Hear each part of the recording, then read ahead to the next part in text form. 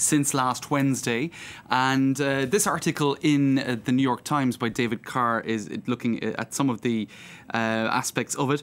And essentially what David Carr is saying is when you switched on the TV last Wednesday evening, when the coverage of this started online, when the unrest was beginning after the shooting of Michael Brown in Ferguson, cable networks were talking mostly about Lauren Bacall. They were talking about coverage of the rescue effort in northern Iraq, when actually at home in the US there was this massive news story that was getting essentially wall-to-wall coverage online, but not on cable news channels. And indeed, it was a militarized response to a mostly non-violent exercise of free speech. Big story, essentially, but the news channels weren't really touching it, despite the fact that it was so big online to begin with. Another aspect of the story that is getting coverage in this article is, the fact that journalists were arrested from the Washington Post for the Huffington Post in Ferguson, and actually the news organisations that were employing them found out via Twitter, and as a result of that they were able to intervene. Also, the visceral quality to Twitter that can bring stories to a boiling point. Even social media skeptics such as NBC's Ron Mott tweeted on Wednesday evening, "As powerful as our press has been through the years of democracy, social media raises the temperature on public officials like never before." So clearly, across the board recognition of a significant role for Twitter in the amplification of the coverage of that story. And it's interesting to see how Twitter themselves have been playing up their role.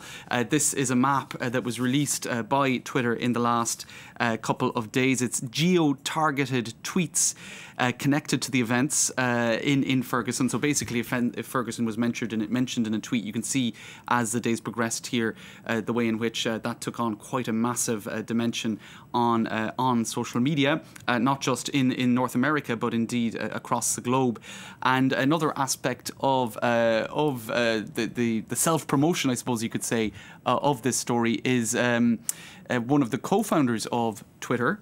There he is, pictured alongside Antonio French, who was one of the local officials arrested in Ferguson, who became a star on social media, really placing the spotlight on what was going on with a very militarized response to essentially peaceful protests. So there is Jack Dorsey, co-founder of Twitter, also actually from St. Louis, and he went there and he very much placed himself in the center of the action this past weekend. So clearly Twitter conscious of a PR opportunity there as well. Absolutely. All right, let's move on to a story about a French politician who's drawn criticism for the remarks that she's made about a woman who was wearing a veil on the beach. That's right. Clearly, Nadine Morano is not relaxing and getting off social media on her holidays. She's remaining quite political. She is a centre-right politician for the UMP party, known for her passionate devotion to Nicolas Sarkozy, for example. But in any case, she was on the beach and she pointed out that Le Figaro magazine had on its front cover Brigitte Bardot, this French icon, which she is and which Nadine Morano called her. But she decided to contrast that image on the front of Le Figaro magazine with a woman who was sitting on the beach, minding her own business, wearing the Muslim headscarf. Now, there's nothing illegal about that. There's nothing immoral about that. I don't really understand why Nadine Morano had to draw such attention to it. Also because in the top left of that photo there was a man naked from the waist down. But anyway, that's, I think, shocked a lot more people on Twitter than the headscarf. But a lot of people in the media, for example, here on the Huffington Post, saying that the law is very clear on this issue. In the setting of a beach, you can do whatever you want. She is not in a school or a public building where the headscarf is not meant to be worn.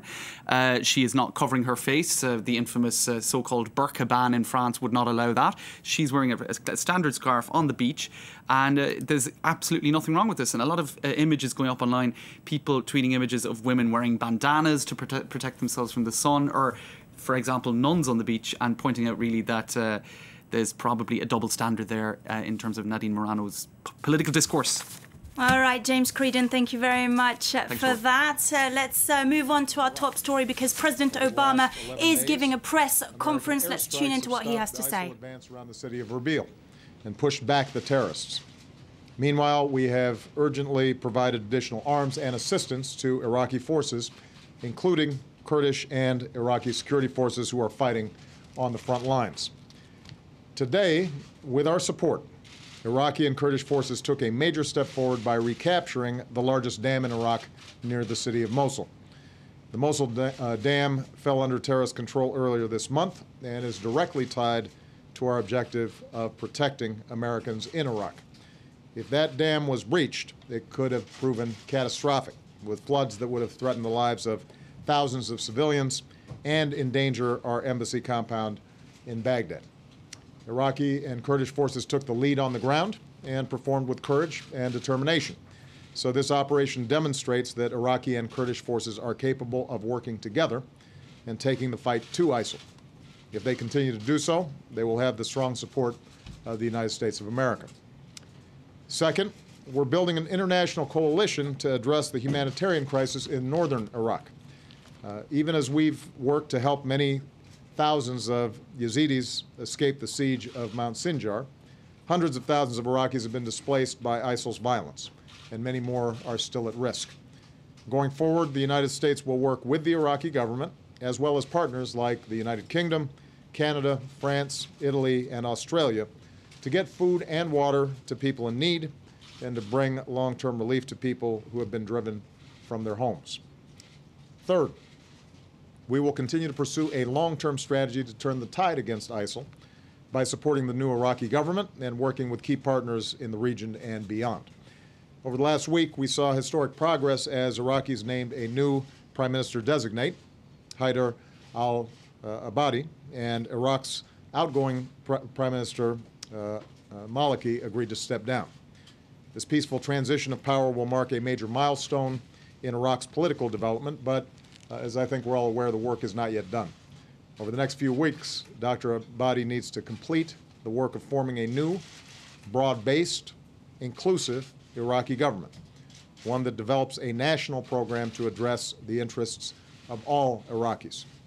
Without that progress, extremists like ISIL can continue to prey upon Iraq's divisions.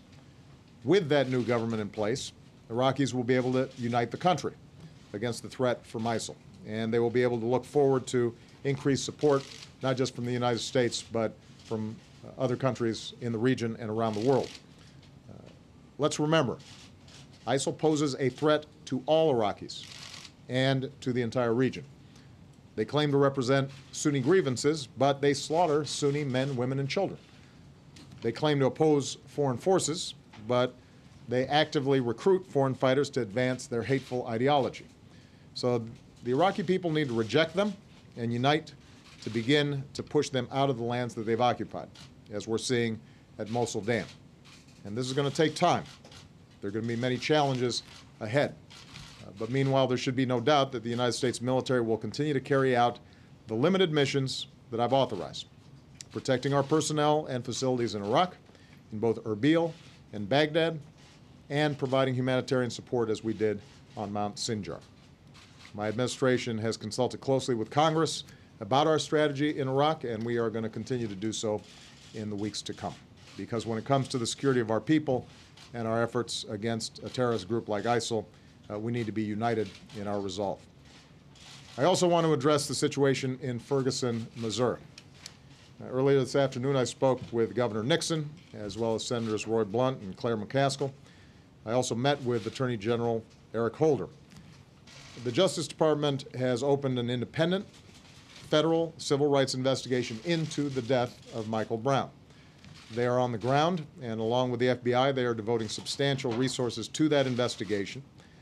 The Attorney General himself will be traveling to Ferguson on Wednesday to meet with the FBI agents and DOJ personnel conducting the federal criminal investigation, and he will receive an update from them on their progress. He will also be meeting with other leaders in the community whose support is so critical to bringing about peace and calm in Ferguson. Ronald Davis, the director of the DOJ's Office of Community-Oriented Policing Services, or COPS, is also traveling to Ferguson tomorrow to work with police officials on the ground. We've also had experts from the DOJ's Community Relations Service working in Ferguson since the days after the shooting to foster conversations among local stakeholders and reduce tensions among the community. So let me close just saying a few words about the tensions there.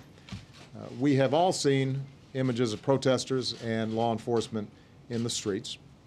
It's clear that the vast majority of people are peacefully protesting. What's also clear is that a small minority of individuals are not.